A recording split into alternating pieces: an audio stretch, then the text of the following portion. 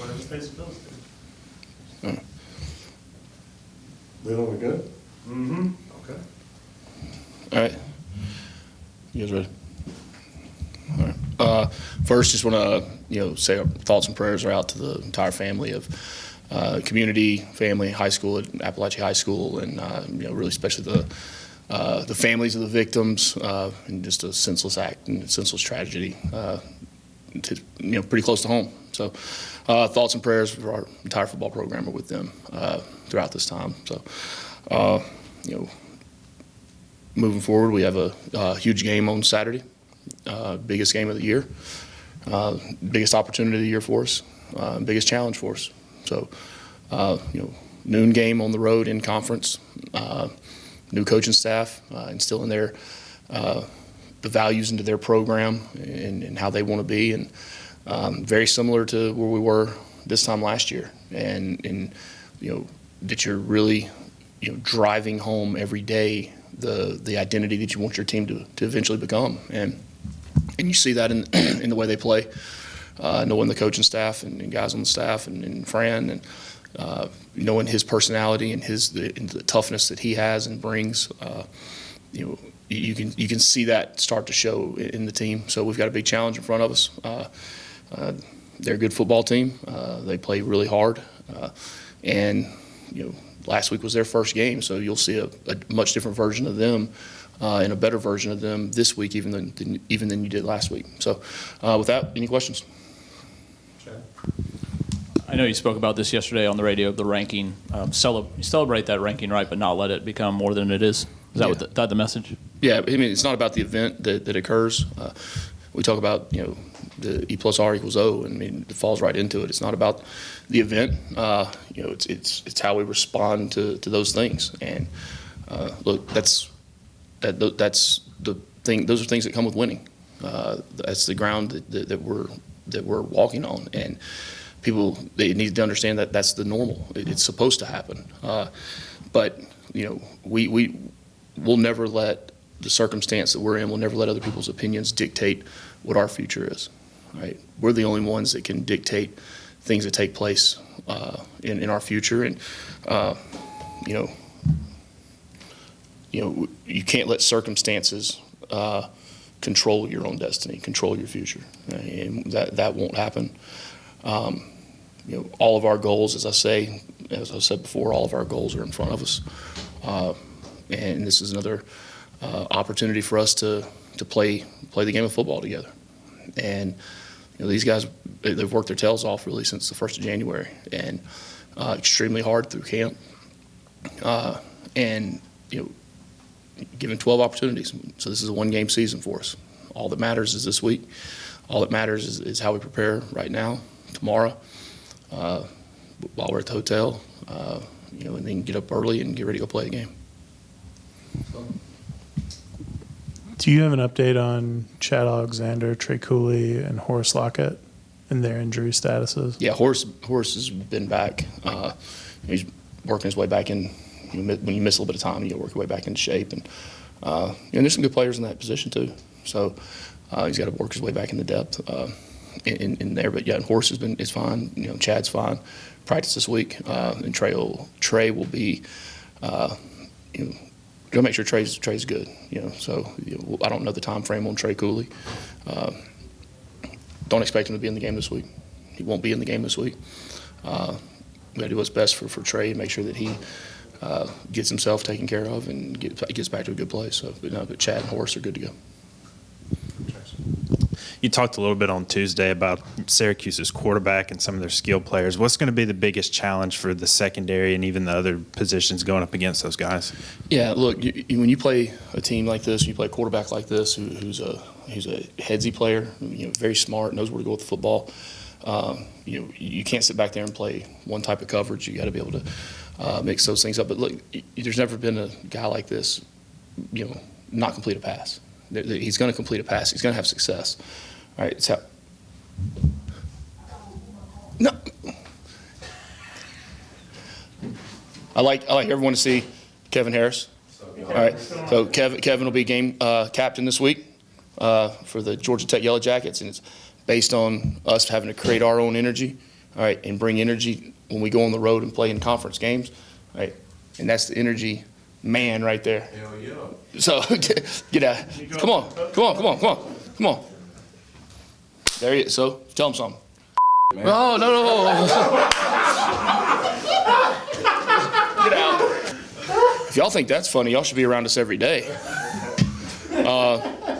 That's why right there. So he's going to have success. Right, he's going to complete passes. We have to be sure tacklers. Right, we have to have more than one person arrive at the ball. We have to be able to guard our man, obviously, protect our zones, know where our drops are, know the patterns that they're running, and be able to match them. It's a big challenge for us, but we've got to play well.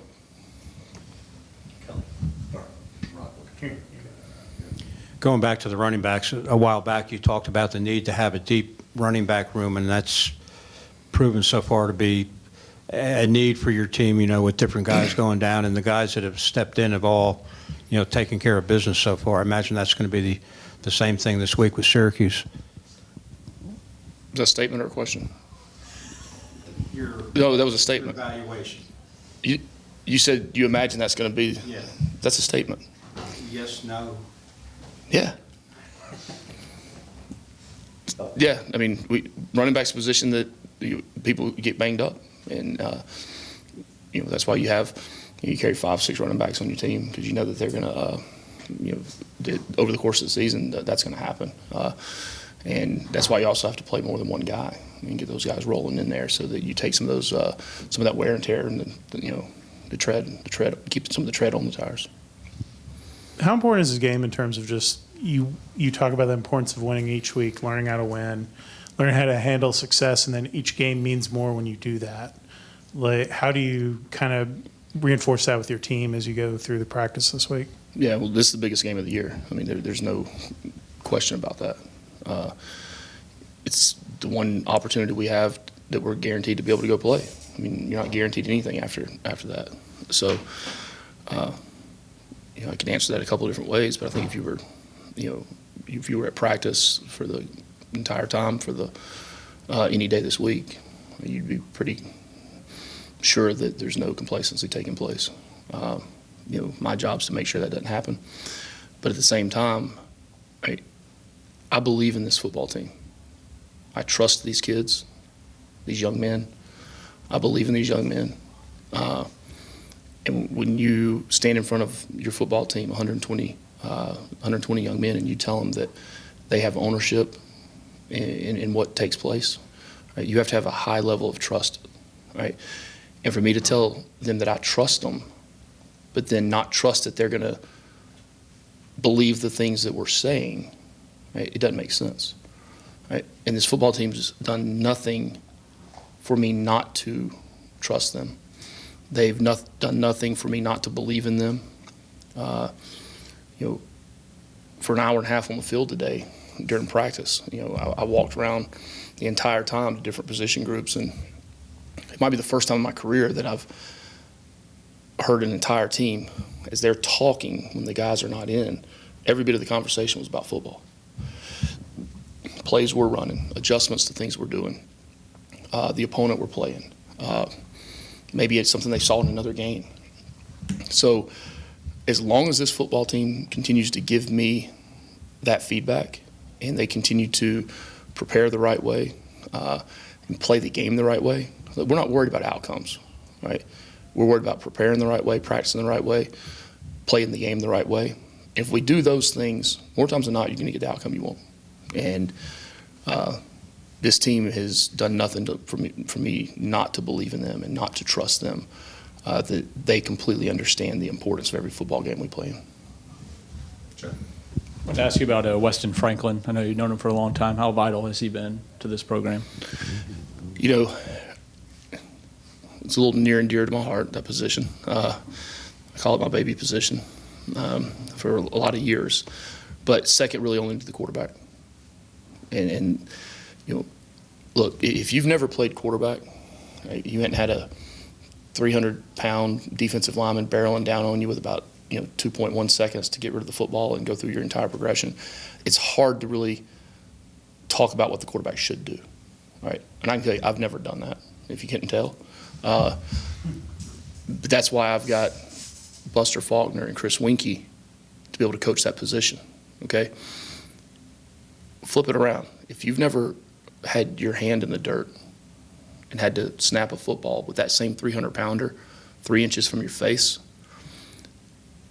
I have a problem when people say something about a snap that might go a little sideways, all right? Unless you've done it, it's hard to really talk about it. Now, that's not every position, but the quarterback in the center, and everyone doesn't believe that way. That's my belief. That's what I believe about the game, right? The quarterback and the center are so unique in what they have to do because on top of the actual execution of the play or their assignment, playing the game with toughness and physicality, it's all the mental part that goes in. It's the variables and the multiples that continue to increase for those guys. And the only way to really allow the game to slow down is with experience. It's hard to walk in as a young center and play. It's hard to walk in as a young quarterback and play. So I think that really, that statement in itself tells you the importance of Weston Franklin, and then our ability to develop the two young kids behind him who are going to be really good football players too. And but Weston means a lot to this team. He's the center of the offensive line, or the middle of the offensive line, and the line's only going to go as the center goes. Obviously, Jordan Brown was a nice surprise for you guys, and his blossoming over the summer and into fall camp. Is that going to allow you to maybe look at redshirting a guy like Ethan McKinney? And red shirts happen at the end of the year. That is zero talk about a red shirt. All right, there's only one person that makes a decision on red shirts, and that's myself, and that's at the end of the football season. The SEC just instituted an availability report. Is that something you've thought of in favor of? What's that? Whether guys are injured, whether they can play, whether the question, like NFL doubtful, probable. You indifferent to that? Would you be in favor of one? I hadn't thought about it. I mean, I just told you guys that Trey was out, so. That's your availability report. There you go. You already got it. You mean put it on a Post-it note? I'll do it for you. this will be a different type of game in terms of. But with that, now that I'm thinking about it, my wheels are spinning. If it's a level playing field for everyone, yes. I don't think there's anything wrong with it. All right. Anything that can level the game, but at the same time, I mean, people that focus on the opponent more than they focus on themselves probably aren't going to be that successful. In terms of Syracuse this week, a different type of offense than you guys have faced in terms of throwing the ball a little more focused on that than the first two games where teams want to establish a run. Are you curious to see what Tuch's defense looks like against that and kind of how you guys match up to get a different type of offense this week? Yeah, sorry for the interruption there, Caleb. Yeah, I mean, I don't know if I look at it like that I'm curious to see what Tuch's defense does against them. I mean, I've seen what they do every day versus, I mean, we run a lot of 7-on-7 periods in practice. I mean, we run a lot of periods good on good where, you see those guys, cover guys and play their coverages and the pass rush and those things. So I think every game you're a little bit, there's always a little bit of anxiety that builds up of how's it going to play out. But confidence comes through preparation. Confidence comes through the way you practice, the way the guys, during the week, where their mindset is. That builds confidence. And as the head coach, when I can, close the book on the preparation part on Friday afternoon, right, and we load up and get on that plane, right, I expect to have a high level of confidence in this football team. And for 2 weeks I have, and I expect to have the same feeling tomorrow. It goes back to trusting your football team. We have really good football coaches, right?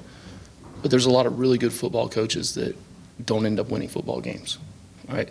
It has to go through the players, right? And this is a player-driven team. I want it to be a player-driven team. And when you can have a player-driven team and the coaches give them the plan of what to do, right? That's when you have a chance to have a good football team, a really good football team. Anything else for Coach? Okay. Thank you, guys. Thanks, Coach. All right, go Jackets.